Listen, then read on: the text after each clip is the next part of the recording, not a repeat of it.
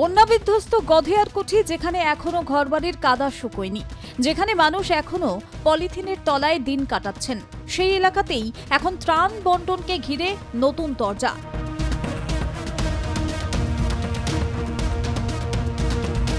অভিযোগ, বিজেপি পরিচালিত গধেয়ারকুঠি গ্রাম পঞ্চায়েতের প্রধান বিজয় রায় সরকারি ত্রাণ সামগ্রী নাকি স্বজন পোষণ করে বন্টন করছেন।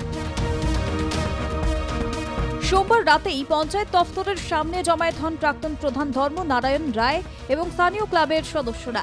তাদের অভিযোগ, সরকারের পাঠানো ত্রিপল, শুকনো খাবার, ত্রাণ সামগ্রী যাদের হাতে পৌঁছানো উচিত তাদের কাছে পৌঁছচ্ছে না। ত্রাণ বন্টনের স্বচ্ছতা চাই, এই দাবিতে রাতভর বিক্ষোভের সরব এলাকাবাসী। আমরা যাতে যাতে সঠিকভাবে আমাদের যে সরকার যা কিছু জিনিসগুলো দিচ্ছেন সেই জিনিসগুলো যাতে আমরা সঠিকভাবে পৌঁছাতে পারি, এটাই আমাদের গ্রাম পক্ষ থেকে আমরা প্রসেসিং হিসাবে আমরা সবাইকে সমানভাবে আমরা বিলি করছি। বিক্ষোভকারীদের দাবি, ত্রাণ বন্টনে রাজনৈতিক রং লাগিয়ে প্রকৃত দুর্গতদের বঞ্চিত করা হচ্ছে। প্রাক্তন প্রধান ধর্মনারায়ণ রায়ের কথায়, মানুষের বিপদের সময় রাজনীতি নয়, মানবিকতা দরকার। সরকার সাহায্য পাঠাচ্ছে, কিন্তু সেই সাহায্য পৌঁছচ্ছে না সাধারণ মানুষের হাতে। অন্যদিকে পঞ্চায়েত প্রধান বিজয় রায় এই অভিযোগকে পুরোপুরি ভিত্তিহীন বলছেন। তার বক্তব্য, ত্রাণ বন্টনে কোনো পক্ষপাতিত্ব নেই। যত সামগ্রী জেলা প্রশাসন থেকে পেয়েছি সবই নির্দিষ্ট তালিকা মেনে প্রকৃত ক্ষতিগ্রস্তদের হাতে তুলে দেওয়া হয়েছে। দুই পক্ষের মুখোমুখি অবস্থানে কিছু সময়ের জন্য এলাকায় উত্তেজনা ছড়ায়। পুলিশ এবং প্রশাসনের হস্তক্ষেপে পরিস্থিতি পরে নিয়ন্ত্রণে আসে। মোটামুটি দেখলাম যে কিছু লোক এখনো পলিথিন পায় নাই। এবার হচ্ছে ক্লাবের যেটা বক্তব্য, এখানে যত পলিথিন আসতেছে, যেখানে বন্যার যে সমস্ত এলাকায় জল ঢুকে নেই সেই সমস্ত এলাকায় পলিথিন এখানকার প্রধান সাহেব পাচার করতেছে। মানে যেখানে মেন এফেক্ট, সেই সমস্ত এফেক্ট এলাকায় পলিথিন না দিয়ে অন্য এলাকায় পলিথিনগুলো দিচ্ছে। তার জন্য হচ্ছে এখানে একটা ব্যাপক পলিথিন নিয়ে গণ্ডগোল হলো। তাদের বক্তব্য হচ্ছে এখনই সেই এলাকায় হচ্ছে পলিথিন দিতে হবে।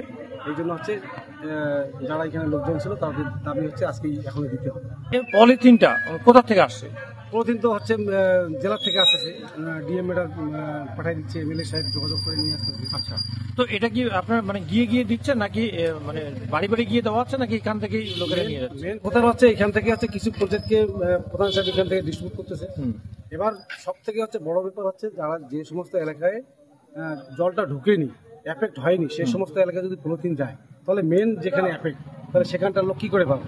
এটাই হচ্ছে মূল বক্তব্য। প্রধান সাহেব তাদের হচ্ছে দলগতভাবে সেই সমস্ত পঞ্চায়েত এলাকায় পলিথিনগুলো দিয়ে দিচ্ছে।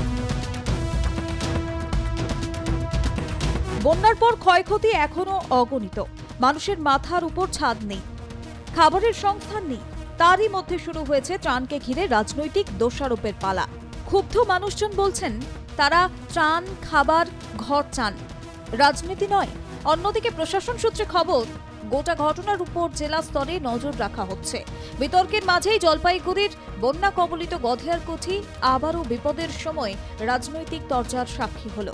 প্রশ্ন একটাই, দুর্যোগের মুখে মানবিকতাই কি হারিয়ে যাচ্ছে রাজনীতির জলস্রোতে?